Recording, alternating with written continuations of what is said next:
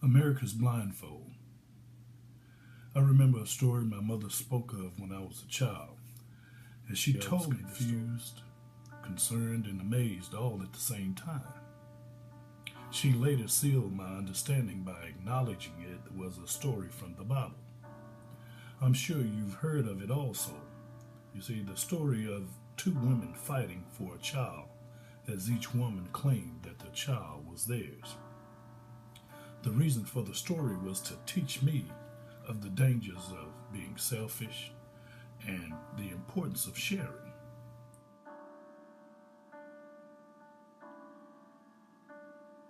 I had a dog once that I would not let my brothers play with. My mom encouraged me to share the joy of ownership and allow my dog to roam freely in the backyard instead of holding and carrying the dog around in my arm. Later, I lost the dog because of my blind, selfish love turned out to be dangerous love. I did not recognize it at the time, but my mother recognized the danger way before tragedy ever struck. Again, the story she shared was of two women fighting over a child, and as each mother claimed that the child was theirs. To solve the conflict, it was suggested that the child be divided, cut, or torn in half so that each mother would receive their fair share of the child. Immediately, one of the mothers stepped forward, relinquishing her rights to the child so that the child's life could be spared and could be saved. The determination was then made that the relinquishing mother was the child's true and biological mother because she loved and cared enough to let the child go and to save the child's life. I hope y'all hear me today. I will now give commentary on today's message. Many Americans are insisting on dividing the child known as the United States of America. Many have begun to fight for their portion of America's childish nightmare. Attacking religions, disrespecting Americans, and walking backwards on religious protection, race relations, fairness, equity, and justice for all, leading to justice for y'all. To tell the truth is to shame the devil. Many Americans are not surprised by the results of the election. Many strategic events happen to determine or to undermine the results. Many were embarrassed of the shameful rhetoric and the childish behavior and the disrespect that trickled down from the candidate to our nation's soup of intolerance. Many are now contemplating the sacrifices that must be made in order to save a divided America. Our political shame has brought weakness and peril that none can deny, but America's survival will bring joy, peace, and strength. So we must remember, now is the time. Don't bend, don't grin, don't befriend, don't pretend, and don't give in. Don't buy, don't reply, don't cry, don't lie, but we must occupy.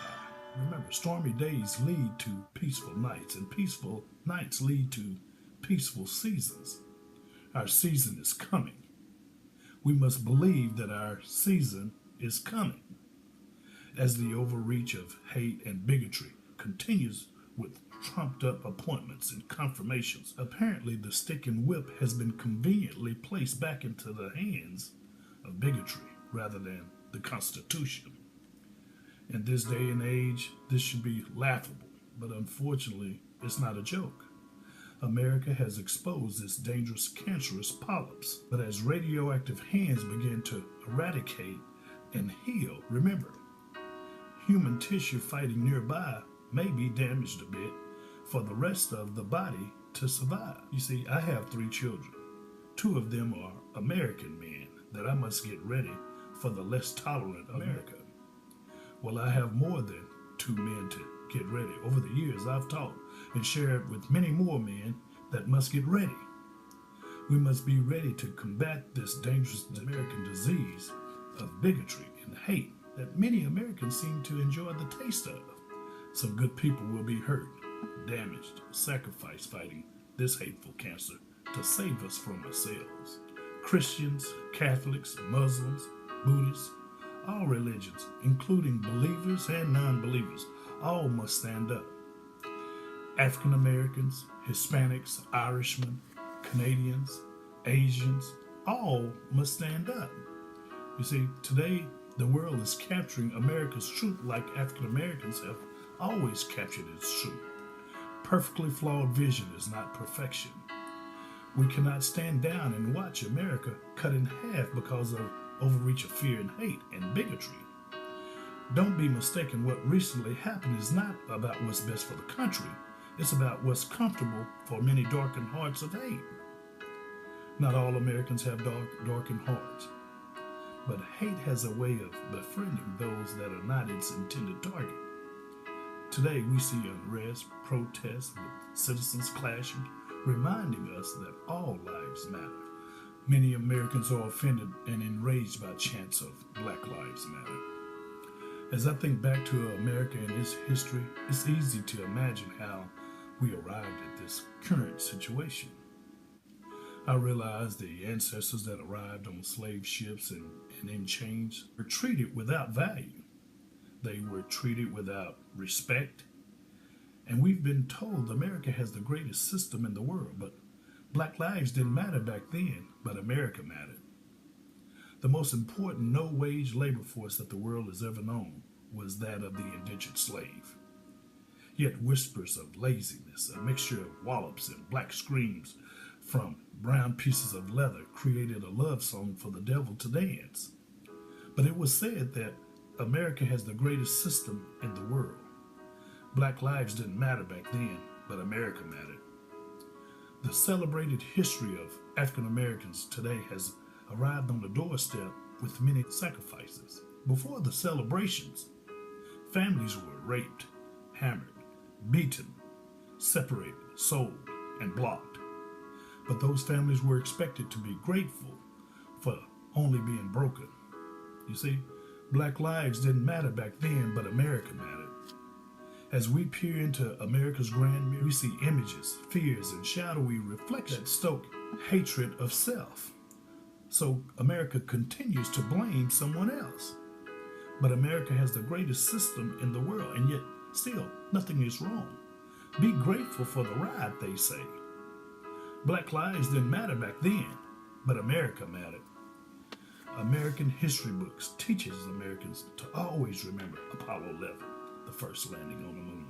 Remember the genocide of Nazi Germany, referred to as the Holocaust. Oh, what a tragedy. Remember America dropping the atomic bomb on Hiroshima and Nagasaki. Remember that King was nonviolent and X was violent, but they both were assassinated. History demands that we never forget 9/11, in which approximately 3,000. So we attacked blindly and lost almost 7,000 more soldiers. Don't get me wrong, something needed to be done, but what was needed was something right to be done. But the disappearing ink in Americans' history books ask us to forget the chains, the whips, the tar, the water cannons, the white only, the burnings, the hangings, the life sentences, the slave wages, the barring, the shooting, the church killings. Forget the assassination of the little girls in the church and the walking boy holding a can of tea.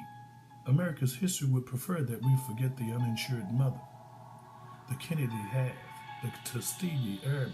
America despised the greatest champion of all time as he stood against the bigger war of American justice. But eventually America came around to recognize his greatness and the value of the standing man rather than that of a fallen man. See, many Americans now demand that we frown on a kneeling quarterback as unpatriotic, as America smiled at the unpatriotic Dred Scott decision.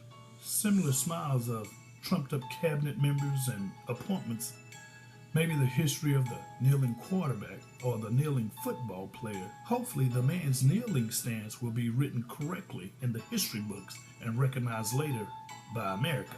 Today, the removal of America's blindfold is a good thing. All lives matter in America and always have. Those that were sacrificed for freedoms of today should be our motivation and our strength to keep on keeping on. If it were possible today, I would ask John F. Kennedy if all white lives matter. If it was possible today, I would ask Cesar Chavez, if brown lives mattered. If it was possible today, I would ask Martin Luther King Jr. if all black lives matter. You see, Kennedy, Chavez, and King are American heroes. White, brown, and black lives matter, and has always mattered. But African Americans must trust their own count, not the sinister count of others. Some Americans will never value others for their true value and worth. For hundreds of years, the black truth always seemed to be the reason to kill, as the white lie seemed to be the reason that many accepted to live. Emmett Till was murdered on the white lie. Recently, that lie was recanted. That's the American history that should be included on Chapter 1 of the U.S. history books, or in the U.S. history class. Now in America, we're asked to show respect for the office of the president. This time. We must show respect this time. Forget last time, because this time is really important. Americans are being asked to band together and show respect for the man that denied respect and the birth of the man. Come on now. The America of today is no different than the America of yesterday. America is full of great Americans. I'm telling you, I've seen them. Churches are changing lives for the better. Atheists and non-believers are respected for their beliefs as well as they believe in respect. Americans of all races can still achieve the American dream. Our country is advancing at an all-time high while living and hovering at an all-time moral low. In America, if you search really, really hard, you can find pockets of fairness, tolerance, and equity. Diligent searches may reveal hidden corners of equitable justice. But in America, if you glance anywhere, you will easily find injustice everywhere. Perfectly flawed vision is not perfection. It's just perfectly flawed. It has been said that America has the greatest system in the world. America mattered back then, but do all Americans matter today? Thank you for your time. I'll talk to you later.